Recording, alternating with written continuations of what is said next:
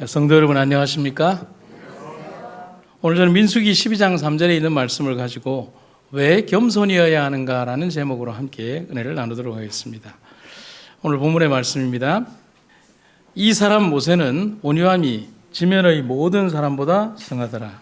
같이 한번 읽어볼까요? 시작. 이 사람 모세는 온유함이 지면의 모든 사람보다 승하더라. 저도 나이가 들면서 가장 담아내기 힘든 품성의 한 단면을 뽑으라면 겸손이 아닐까를 생각해 봅니다. 특히 저의 경험에서 보면 그렇습니다. 목회라는 경험이 쌓이고 세월의 때가 묻으면서 겸손하기보다는 요즘 말로 꼰대처럼 변해가는 내 모습을 보게 되는 겁니다. 그래서 깜짝깜짝 놀라게 됩니다. 그리고 이곳에서 한 8년을 지내면서 교회의 목사이지만은 병원이라는 조직사회를 경험하다 보니 제가 대단한 사람도 아닌데 아랫사람을 부리는데 당연한 모습처럼 행동하는 것은 아닌가를 고민하게 됩니다. 그래서 많은 고민을 하고 살아갑니다. 인류 역사상 가장 큰 영토를 지배했던 왕은 칭기스칸입니다. 칭기스칸은 그의 부하들에게 이렇게 얘기를 했습니다. 나를 부를 때 님이나 주군과 같은 호칭을 달지 말고 그냥 이름 테무친이라고 불러라. 이 칭기스칸의 본명이 테무친이거든요. 그렇게 한 이유는 뭔가? 그가 정복전쟁을 벌일 때에 보였던 그의 전쟁에서의 삶에서 그의 이유를 답을 찾을 수가 있습니다. 이 칭기스칸은 광활한 유라시아 대륙을 호령하는 대제국의 지도자였음에도 불구하고 부하들과 똑같이 입고 먹었고 자기 것을 공유하는 등 검소한 삶, 또 공평한 삶을 추구한 지도자로 그렇게 살았습니다. 왜 그랬을까요? 험난하고 어렵고 긴 정복전쟁에서 자신만 호의호식을 누리는 오만한 삶을 산다면 자기를 따르는 장수와 병사들에게 결코 감화를 줄 수 없었기 때문인 겁니다. 거칠지만 겸손했던 지도자였기에 그는 아시아를 넘어 유라시아 대륙을 전체를 정벌하는 군주로 설 수 있었다라고 역사학자들은 얘기를 하는 겁니다. 이러한 모습들을 보면서 한 가지 생각을 하게 되는 겁니다. 그리스도인에게 꼭 필요하지만 자꾸 그리고 점점 사라져가는 품성의 가장 중요한 궤적이 겸손이라고 생각을 하게 되는 겁니다. 오늘 우리는 그 겸손의 공과를 통하여 하나님을 더 가까이 배우고 또 섬기는 삶을 살아야 되지 않을까 고민하게 됩니다. 정언의 말씀입니다. 겸손은 허다한 위험으로부터 지켜줄 것이다. 자매들이여, 악은 그 모양이라도 피하라. 썩어서 냄새가 나는 이 강팍한 시대에 만일 그대가 깨어있지 아니하면 안전하지 못하다. 정절과 겸손은 극히 드물다. 나는 그리스도의 제자로 자처하고 있는 그대가 귀중하고 값진 보석인 겸손을 지니도록 호소하는 바이다. 이것이 정절을 지켜줄 것이다. 우주의 주인이신 분이 우리에게 삶을 살면서 직접 가르치신 것이 겸손입니다. 그런데 우주의 먼지보다도 작은 존재인 우리는 삶에서 그러한 겸손을 모른 채 겸손을 가장한 삶을 살고 있는지도 모릅니다. 오늘 우리가 진짜 주님을 경험한다면 흡사 잠언서에서 말한 것처럼 개미에게서도 지혜를 배우라고 말할 만큼 우주와 자연의 섭리를 모르고 살아가는 우리들이 바다의 모래 한 알만큼의 삶의 개선은 있을지도 모를 기대감을 가져보는 겁니다. 오늘 우리가 예수님을 따라가는 삶을 산다면 우리는 어쩌면 이 땅에 창조함을 받은 우리의 목적과 원래의 삶을 회복하리라고 저는 믿는 것입니다. 한 두 가지를 생각을 해보겠습니다. 첫 번째, 비난과 비방, 무서운 적의 공격을 이기는 가장 강력한 무기가 겸손입니다. 오늘 본문의 배경이 되는 민수기 12장은 하나님이 모세를 대하시며 또 모세가 당면한 일을 대하시며 하신 말씀입니다. 그런데 본문의 말씀 그 앞쪽을 한번 읽어보면 좀 의미가 남다릅니다. 세번역 성경으로 한번 읽어보도록 하겠습니다. 모세가 구스 여인을 데리고 왔는데 미리암과 아론은 모세가 그 구스 여인을 아내로 맞았다고 해서 모세를 비방하였다. 주님께서 모세와만 말씀하셨느냐? 우리와도 말씀하시지 않았느냐? 그들이 이렇게 말하는 것을 주님께서 들으셨다. 모세로 말하자면 땅 위에 사는 모든 사람 가운데에서 가장 겸손한 사람이다. 여러 성경학자들이 이 구절을 보고 뭐라고 얘기를 하냐면 모세가 에티오피아 여인을 보고 재혼했다라고 이렇게 번역하는 그런 성경학자들도 있습니다. 근데 여러분 여기 성경 번역본 아래에 보시면은 미디안 또는 에티오피아라고 그렇게 됩니다. 미디안이라는 지방과 에티오피아라는 지명이 같다는 겁니다. 그래서 이 시보라의 얼굴빛이 약간 어둡게 묘사되는 것이 정상입니다. 하지만 본교의 성경 주석은 이 여인이 바로 그의 아내 시보라라고 정확하게 정의해 주고 있습니다. 모세는 출애굽 당시에 아내와 가족을 대동하지 못했고 출애굽 이후에 광야에서 만나게 됩니다. 그리고 시보라의 고향인 미디안에 대해서도 성경 해석은 조금 전에 말씀드린 것처럼 바로 에티오피아라고 번역을 하고 있습니다. 그런데 12장의 사건을 다루기 전에 11장을 한번 우리가 읽어보면 민수기 11장은 아주 드라마틱한 사건이 연거푸 이루어지고 있습니다. 오늘 집에 가셔서 꼭 한번 시간 나실 때 11장과 12장을 같이 한번 읽어보시기 바랍니다. 배고파 죽을지도 모른다고 울부짖는 백성들을 위해서 하나님은 만나를 비처럼 안개처럼 내려주십니다. 그랬더니 이번에는 고기가 먹고 싶다고 울고불고 난리가 났습니다. 이 백성들의 무지와 탐욕과 욕심 그리고 죄의 정신의 무서움을 보는 것은 민수기 11장 9절과 10절의 사건을 보면 우리가 정확하게 알 수가 있습니다. 만나를 이슬처럼 내려진 기적의 아침부터 그게 9절이에요. 그런데 바로 그날 아침부터 사람들이 울기 시작하는 거예요. 그런데 그것이 기쁨과 감격이 아니라 또 감사와 찬송이 아니라 이제는 만나가 아니라 고기가 먹고 싶다는 겁니다. 결국 하나님은 그들의 불쾌한 행동에 대해서 메추라기를 열흘이나 20날도 아니고 한 달 동안 물리도록 먹여주겠다라고 얘기를 합니다. 이때 모세는 성경의 표현을 보면 마음이 많이 상했다라고 기록이 되어 있습니다. 왜 마음이 상했을까요? 백성들의 무지막지한 탐욕과 요구 그리고 상황을 생각을 해보면 모세도 인간일 뿐이에요. 왜냐하면 모세가 뭐라고 기도하고 항변하는 줄 아십니까? 아니 이 많은 사람들을 먹이려면 어디서 그 많은 이 동물떼들을 데리고 옵니까? 라고 하면서 하나님의 능력에 대하여 제한적인 말을 하는 것을 보게 됩니다. 그리고 백성들의 무지막지한 상황과 이것을 이용해서 민심을 움직이는 이들 때문에 모세는 마음이 굉장히 상했습니다. 여러분 여기에서 우리가 생각해야 되는 것 누구의 착각이죠? 모세의 착각입니다. 한번 따라해 보시죠. 하나님은 하실 수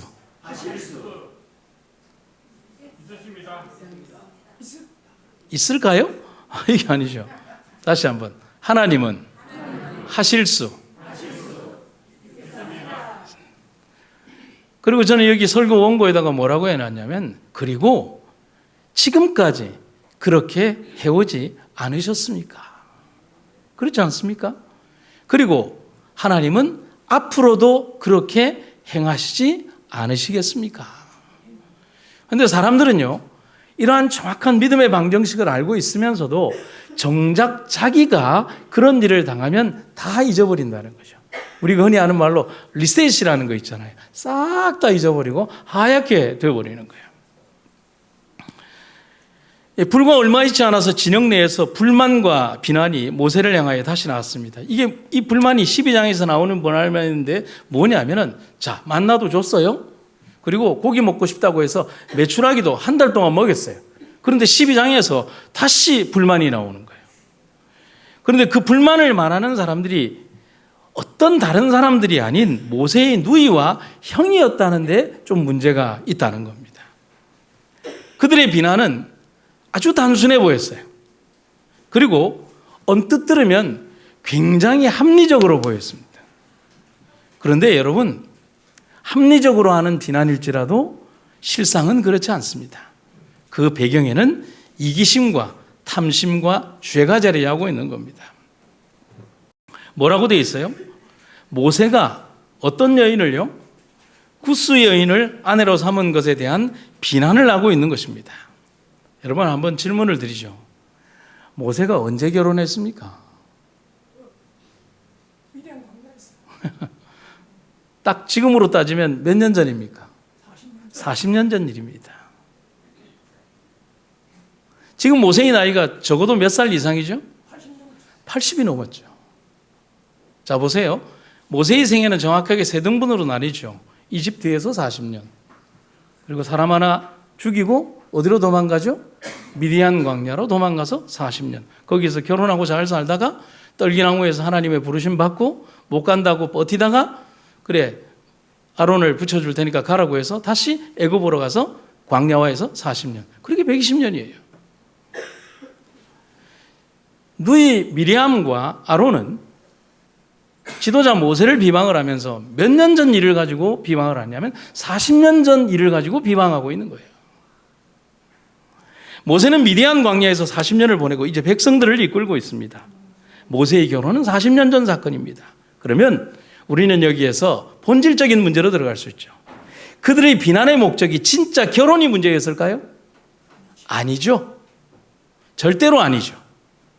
아론과 미리암은 어디에 빠졌냐면 교만에 빠진 것입니다. 이사야 14장 13절에 보면 루스벨의 죄에 대해서 이렇게 기록을 하고 있습니다. 뭇 별 위에 누구의 자리를 높이리라?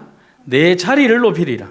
내가 북극 지폐의 산 위에 앉으리라고 말하면서 한없이 자리와 권력을 탐하며 높아졌던 그 사단의 정신에 누구와 사로잡혀 버린 것입니까? 미리암도 그렇고 아론도 사로잡혀 버린 겁니다. 그 교만이 형제도 버리고 지도자도 버리고 결국은 하나님도 버린 것입니다. 이들의 이러한 문제에 대하여, 교만의 문제에 대하여 나니아 연대기라고 여러분 들어보셨습니까? 이 나니아 연대기를 쓴 C.S. 루이스라고 하는 목사님의 글로 제가 한번 답을 유추해 보도록 하겠습니다. 겸손은 스스로를 낮추어 여기는 것이 아니라 스스로를 덜 내세우는 것이다. 우리가 생각하는 것보다 조금 더 깊이 우리들에게 말을 해주는 겁니다. 겸손은 스스로를 낮추어 여기는 것이 아니라 더해서 스스로를 덜 내세우는, 자아에 덜 몰입하는 것이다. 상당히 공감이 가는 말입니다. 여러분, 제가 여기에 이 그림을, 이 여자의 그림을 왜 이 PPT의 그림으로 썼을까요? 여자가 자신의 명예가 가득 담긴 트로피를 위에 진열하는 것이 아니라 어디에 놓고 있어요? 서랍 안에 놓고 있는 것입니다. 감추는 것이죠. 드러내지 않으려는 것입니다. 여러분, 우리가 잘 한번 살펴보면 비난의 진짜 목적을 잘 들여다보면 잘 포장되어 있는 물건과 같습니다. 여러분, 제가 금덩어리 하나를 가지고 있고 여기에 뭐 몇백 원짜리 물병을 갖고 있다고 하면 이것을 잘 포장해 놓고 똑같이 고급 포장지에 놓으면 여러분들이 어떤 것을 선택할지 모르는 것이죠. 어떤 사람은 다행히도 이 금덩어리를 가져갈 수도 있겠지만 어떤 사람은 참 지질이 복도 없어서 그 두 개 중에 하나인 이 몇백 원짜리 물병을 가져가게 되는 겁니다. 내용물은 하찮은데 포장만 그럴싸하다는 겁니다. 진짜 자신의 의도나 목적은 숨긴 채 그들은 대단히 중요한 일을, 그것도 대단히 합리적으로 그리고 대단히 영적으로 처리한다고 말하면서 내가 절대로 욕심에 사로잡혀서 하는 말이 아니라고 말하면서 그들의 지도자인 모세를 비난하는 것입니다. 여러분, 이 비난에 대하여 과연 모세가 모르겠습니까? 과연 하나님이 모르시겠습니까? 그러면 우리 조금 더 본질적인 문제로 한번 들어가 봅시다. 이겁니다. 저는 이 질문을 새벽에 한번 해봤어요. 그럼 모세는 과연 겸손한 사람이었을까? 하나님이 모세를 대하여 모세는 이 세상에서 가장 뛰어난 겸손의 사람이다라고 얘기를 했는데 모세는 정말 겸손한 사람이었을까? 여러분들은 어떻게 생각하십니까? 겸손한 사람 맞습니다. 맞습니까? 겸손해진 사람일까요? 예, 맞는 것 같습니다. 모세는 과연 정말 겸손한 사람이었을까? 한번 생각을 해보세요. 40년 전에 그가 겸손하고 정말 조신했다면 미디안으로 갈 일도 없었을 겁니다. 자기 성질대로 이집트 사람 때려 죽이는 일은 하지도 않았을 것입니다. 또 광야에서 불타는 떨기나무 아래서 부르심을 받았을 때 나는 말을 못하니 애굽에 못 가는 말도 그렇게 쉽게 하지 못했을 것입니다. 그가 정말 겸손했다면 말이죠. 그리고 지금 현재의 고기 사건 때처럼 하나님께 내가 어떡하란 말입니까? 라며 감정 섞인 기도는 더더욱 하지도 않았을 것입니다. 그는 그렇게 조신하거나 겸손하지 못한 사람입니다. 그럼에도 하나님이 모세의 겸손을 말하신 것은 그의 겸손은 우리가 생각하는 우리 인간이 평가하고 판단하는 그런 인간적인 겸손과는 다르기 때문이라는 사실인 겁니다. 그래서 제가 한 4가지를 생각을 해봤어요. 첫째는 그는 자신을 향한 비난에 대해서 침묵하는 사람이었습니다. 두 번째, 그는 자신에 대하여 자신을 비난하는 이들을 향해 자기도 똑같이 그들을 비난하거나 자신의 권위를 내세워서 그들을 침묵시키려고도 하지 않았습니다. 세 번째는요, 비난하는 이들이 가장 가까운 혈육이었지만 그 비난에 대해서 인내하고 참았습니다. 그리고 결국 그는 이 모든 문제를 하나님에게 맡겼습니다. 이게 모세의 겸손입니다. 여러분, 예수님의 하신 말씀이 기억나십니까? 누가복음 22장 51절에 이것까지 참으라고 하셨던 예수님의 그 인내를 우리는 기억해야 합니다. 그리고 70번씩 7번이라고 말씀하시면서 용서와 인내의 범위의 무한성을 말씀하신 예수님의 말씀이 기억나십니까? 결국 우리는 이러한 여러 가지의 사건에서 알아야 하는 사실입니다. 그것은 모세의 인간적이고 여전히 완성되지 못한 불완전한 겸손을 대하여 세상 누구보다 겸손한 사람 모세라는 칭호는 모세 그의 완성한 겸손이 아닌 모세의 안에 내재하시고 그를 통하여 이루시는 하나님의 참으시고 하나님의 인내하신 겸손을 말씀하는 것입니다. 착각해서는 안 된다는 겁니다. 비슷한 표현과 상황을 본다면 저는 다윗을 떠올리게 됩니다. 왕이 된 이후에 참 많은 업적도 있었지만 신앙인으로서 사람으로서 도저히 할 수 없는 죄를 저지른 사람이 다윗입니다. 정치적인 이유도 없이 자신의 불륜을 위해서 충신을 교살하는 사람이 바로 다윗입니다. 그런데 하나님이 그를 향해서 뭐라고 말씀하십니까? 내 마음에 합한 사람 다윗이라는 그런 그의 칭호를 합니다. 저는 그렇게 질문을 합니다. 그의 삶이 보여준 공의입니까? 아닙니다. 절대로 아닙니다. 그는 여전히 죄인일 뿐입니다. 하지만 자신의 어찌할 수 없는 죄에 대하여 몸부림치면서 하나님에게 자신의 문제를 모두 다 맡기는 다윗이었습니다. 그렇기에 하나님은 그를 위하여 친히 다윗이 되셔서 그를 의롭다 칭하시고 의를 옷 입혀 주신 것입니다. 그러고 말합니다. 딱 내 마음에 든다라고 말입니다. 우리의 마음이 죄로 가득 찰 때 우리는 가장 먼저 겸손의 옷을 상실하게 됩니다. 아담과 하와가 금단의 실과를 따먹었을 때 그 순간 그들에게서 영광의 옷이 사라졌듯이 우리가 죄에 기울어질 때 우리는 가장 존귀한 품성인 겸손을 상실하게 된다는 겁니다. 그래서 교회증언 4권에 보면 이런 말씀이 있습니다. 겸손은 타락한 사람이 배우기 어려운 공과이다. 여러분 공감하십니까? 겸손은 타락한 사람이 배우거나 실천하기 힘든 공과라는 사실입니다. 제가 이렇게 글을 한번 써봤습니다. 삶에서 알 수 없는 비난과 비방 그리고 사단의 공격이 있을 때에 침묵하십시오. 인간의 언어로 무언가를 하려고 하지 마십시오. 우리는 너무나도 자신의 방법과 생각 그리고 세상의 언어와 방법으로 논쟁에서 이기려는 것에만 집중하려고 합니다. 그래서는 안 됩니다. 그때 거룩한 침묵을 선택하고 하나님에게 맡기십시오. 그러면 됩니다. 비록 그 시간이 요셉처럼 억울함으로 13년의 세월을 보내야 할 수도 있지만 하나님의 개입하심에 맡기는 것이 가장 정답입니다. 오늘 민수기의 본문을 보면 정답이 나옵니다. 민수기 11장 4절에 보면 이렇게 되어 있습니다. 여호와께서 갑자기 모세와 아론과 미리암에게 이르시되, 여러분 제가 여기에 뭐라고 써놨습니까? 모세는 뭐 하지 않았습니다? 모세는 말하지 않았습니다. 모세의 온유와 겸손은 바로 그것이었습니다. 한번 따라해 보시겠습니까? 모세는 침묵했고 하나님께서 개입하셨습니다. 여러분, 인간적으로 내가 인격이 대단해서 모든 일에 잘 참고 잘 견디고 하는 이런 인간적인 의와 겸손을 말하는 것이 아닙니다.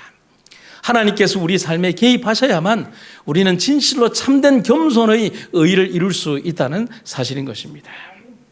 두 번째는 낮아져야 낮은 것을 볼 수가 있다는 겁니다.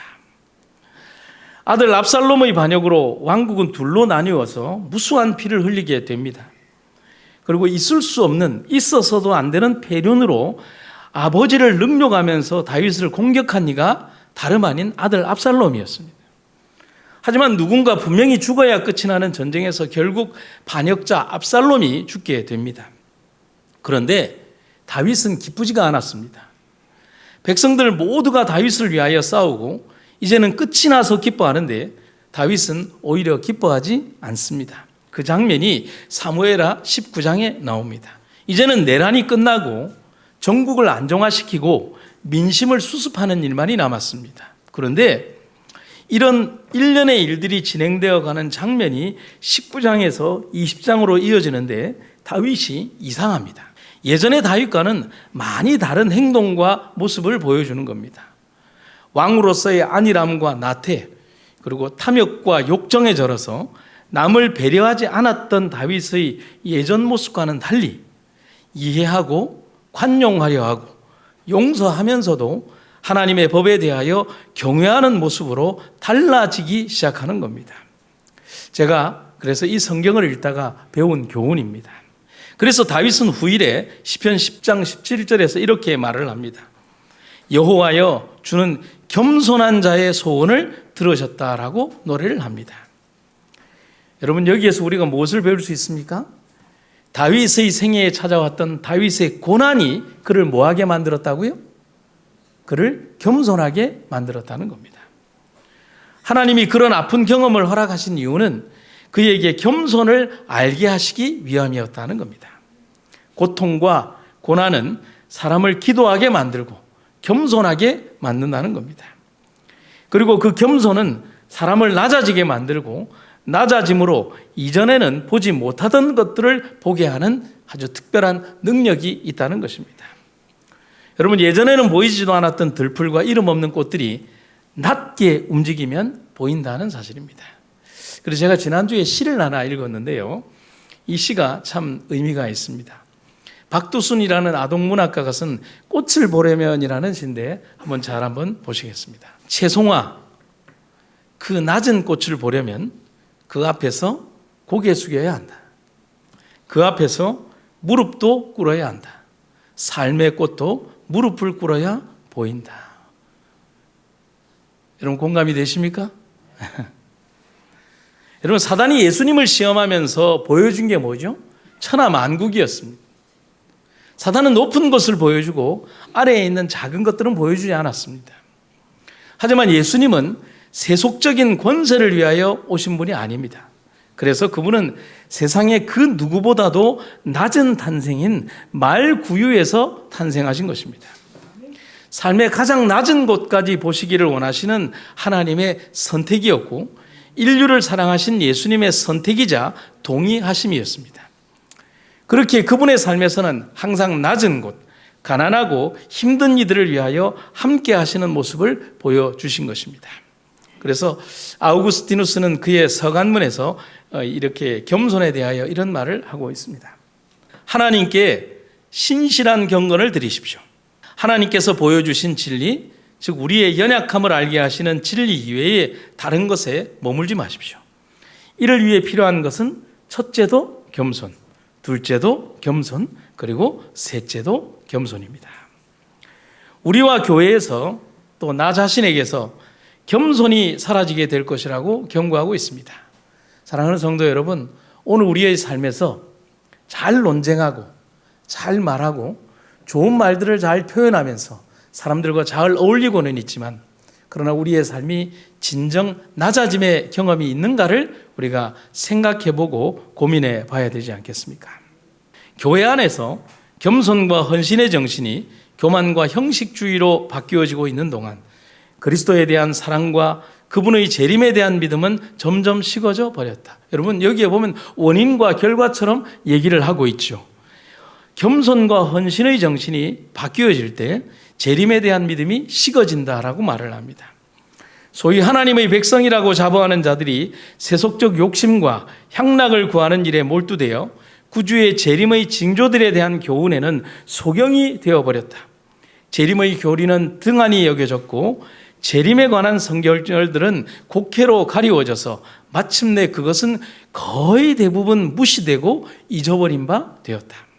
사회의 각 계급에서 누리는 자유와 안락, 부와 사치에 대한 욕망은 사람들로 돈 버는 일에 몰두하게 하고 모든 사람이 다 자기의 손에 넣을 수 있을 것처럼 보이는 명예와 권력에 대한 욕망은 사람들로 하여금 그들의 흥미의 중심을 이 세상의 사물에 두게 하고 현세의 모든 사물을 파괴해버릴 그 엄숙한 날이 아주 먼 장래의 일로 제쳐놓게 하였다. 여러분, 이런 엄숙한 기별의 가장 근본적 동기가 우리들이 그리스도께서 우리에게 가르쳐 주신 겸손과 헌신의 정신이 사라지게 될 때 그렇게 된다라고 말하는 것입니다. 이러한 욕망들은 바로 겸손의 반대편에 있는 것들입니다. 우리가 가장 경계해야 하고 우리가 잃어버릴지도 모를 가장 소중한 유산이 겸손이라는 사실을 잊지 마시기를 간절히 바랍니다. 마지막 시대를 살아가는 우리들에게 베드로가 이렇게 교훈합니다. 그러므로 하나님의 능하신 손 안에서 뭐하라? 겸손하라. 때가 되면 너희를 높이시리라. 아멘.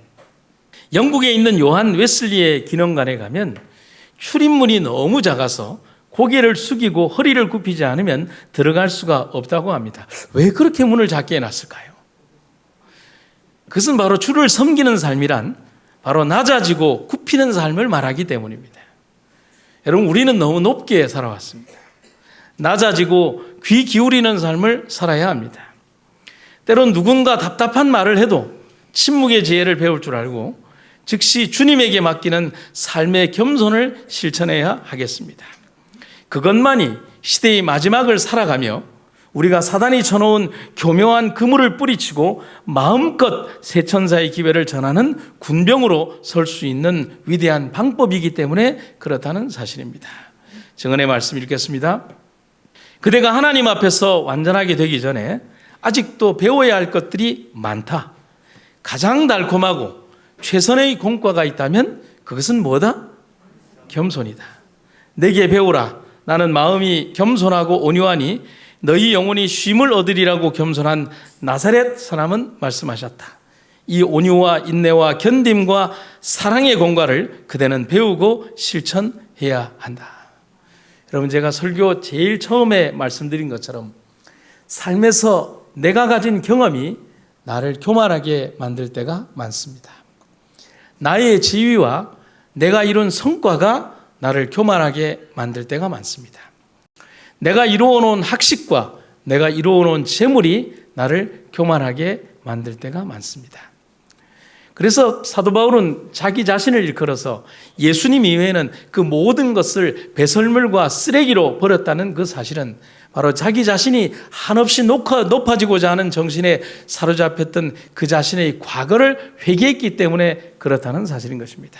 오늘 우리 가장 아름다운 예수님의 모본인 겸손의 모본을 따라가고 쫓아가는, 그래서 아름다운 믿음의 공과를 이루는 여러분과 제가 되시기를 주의 이름으로 축원합니다. 말씀을 마치겠습니다. 사랑의 아버지 하나님, 우리에게 가장 아름다운 삶의 모본을 가르치셨던 예수님의 겸손을 따라 생애하는 우리가 되게 하여 주시옵소서. 서로가 서로를 섬기며 또 존중하며 우리가 서로에게 사랑과 은혜를 끼치는 아름다운 성도의 교제가 있는 그런 교회가 되게 하여 주시옵소서. 이 땅을 위하여 희생하셨던 예수님의 아름다운 십자가가 우리의 삶의 표준이 되고 믿음이 되어서 주님의 아름다운 삶을 따라가는 주의 백성들 되게 하여 주시옵소서. 특히 이 교회를 사랑하시는 주님, 병원과 이 교회를 70년 전에 이곳에 세우시고 하나님의 귀중한 의료사원과 사업과 복음사업을 우리들에게 명령하신 그 아름다운 직책과 직분들이 우리들에게 이어져서 70년을 이어오고 있습니다. 주의 재림의 그 순간까지 이 사명 더디하지 않도록 도와주시고 충실한 종으로 주님 기쁘시게 하는 종들 되게 하여 주시옵소서. 오늘도 우리를 이끌어 주시는 하나님의 놀랍고 아름다운 은혜가 이 성도들과 또 성도들 각자의 가정과 우리 모두에게 함께 하시기를 간절히 구하며 예수님 이름으로 기도드립니다.